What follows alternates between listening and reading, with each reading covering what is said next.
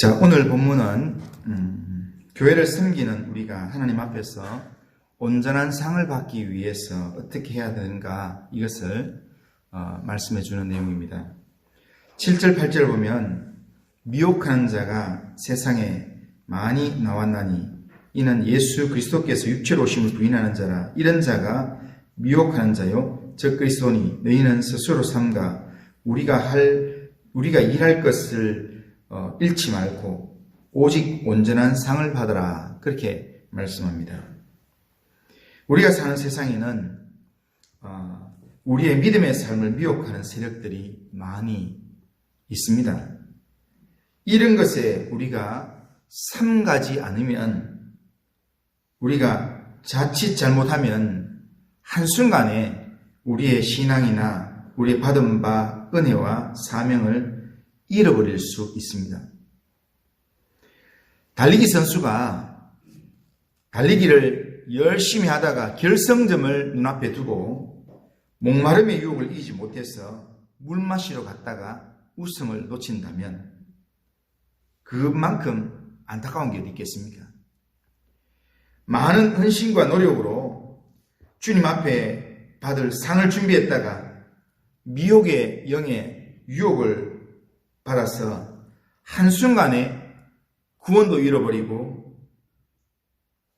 멸류관도 잃어버리고 은혜도 놓쳐버릴 수 있다는 겁니다.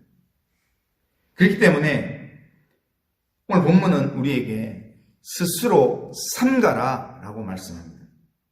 마지막 때 악한 마귀가 우는 사자와 같이 하나님의 택한 자를 넘어지게 하려고 유혹해 오고 있기 때문입니다. 그러기에 우리는 항상 깨어서 더욱 정신을 차리고 스스로 삼가는 삶을 살아야 합니다. 그런데 우리가 이 유혹하는 이 미혹의 영으로부터 빠지는 원인이 뭐냐면, 우리가 스스로 무장이 잘 되면 안 빠지는데요. 그런데 우리가 빠지는 이유는 두 가지로 이야기할 수 있습니다. 하나는 교만한 마음 때문입니다. 첫 번째는 교만한 마음 때문인데 9절에 보면 우리 스스로가 뭔가 된 줄로 생각하고 교만한 마음을 가질 때, 그때 우리는 사탄의 미혹을 받게 되고 넘어지게 된다는 것. 우리는 이걸 꼭 기억해야 합니다. 그리고 두 번째로 우리가 미혹의 영에 빠지는 이유는 뭐냐면 잘못된 만남 때문입니다. 의도치 않는 잘못된 만남이 우리를 넘어지게 만든다. 그리스도의 말씀에 기초하지 않고 기도해 보니 이렇더라. 하나님의 특별 계시를 받았다. 투시의 은사를 받았다. 이러면서 우리에게 접근해서 거짓 영을 받은 그 내용으로 우리를 미혹하는 사람들. 그러니까 우리가 그런 능력이 없기 때문에, 그런 이야기를 하면 그런가 보다. 내게 없는 뭔가 특별한 게 있구나. 이런 마음으로 우리는 거기에 마음을 주게 된다는 겁니다. 그렇게 되면 오히려 그 만남이 오히려 우리를 넘어뜨리게 만들고요. 우리를 엉뚱한 것을 보게 만든다. 오늘 우리가 읽고 우리가 묵상하는 이 성경 안에 우리의 신앙의 모든 내용이 다 있습니다.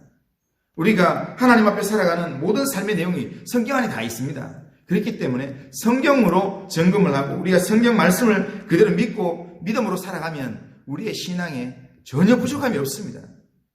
그런데 성경만으로 안 된다. 뭔가 이렇게 특별한 뭔가를 받아야 된다.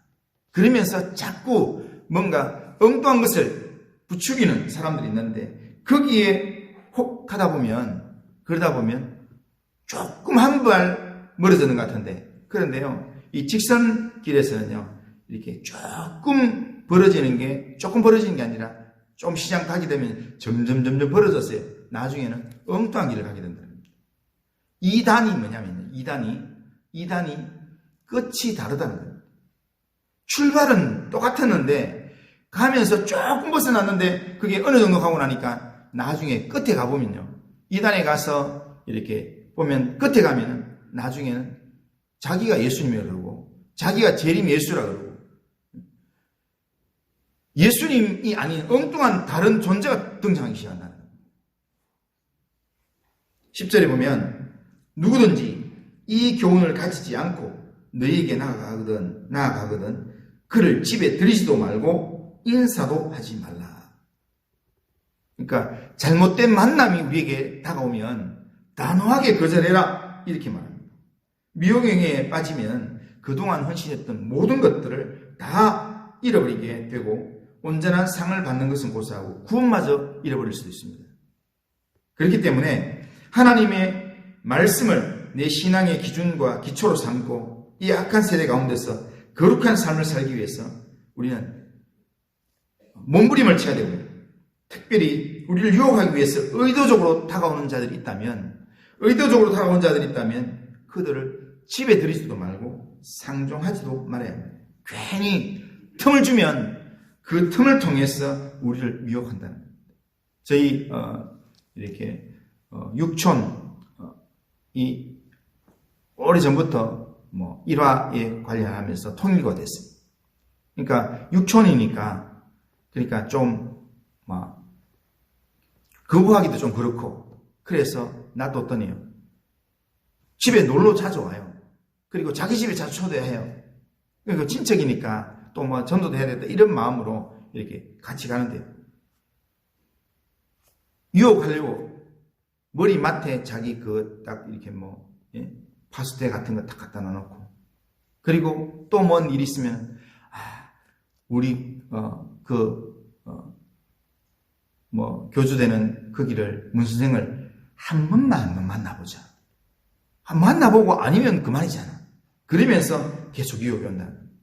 그런데 거기에 한 번 만나는 거야 안 괜찮겠나? 가족이 이렇게 부탁하는데 하면서 딱 독대에서 30분 이야기했는데 바로 넘어가는 겁니다.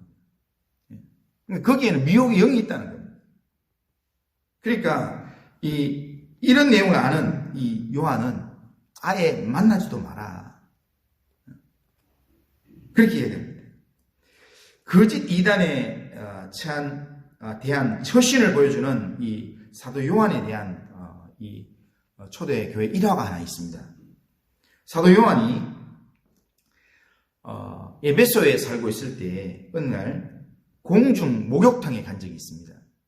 공중 목욕탕에 갔는데 거기서 이단 영지주의의 지도자인 세린더스를 만났습니다. 그러니까 목욕탕에서 목욕하러 갔는데 그 목욕탕 안에 세린더스가 있는 겁니다. 이단 영지주의 지도자였습니다. 그 사람을 보자마자 이 세린더스는 어떠냐면 예수님을 하나님의 아들로 인정하지 않고 마리아와 요셉의 아들이라고 가르쳤던 인간 예수다. 믿을 만한 존재가 아니다라는 걸 이야기했던 그러면서 이렇게 십자가에 달려 죽으실 때 죽음 이후에 거기에 이렇게 영이 임했다.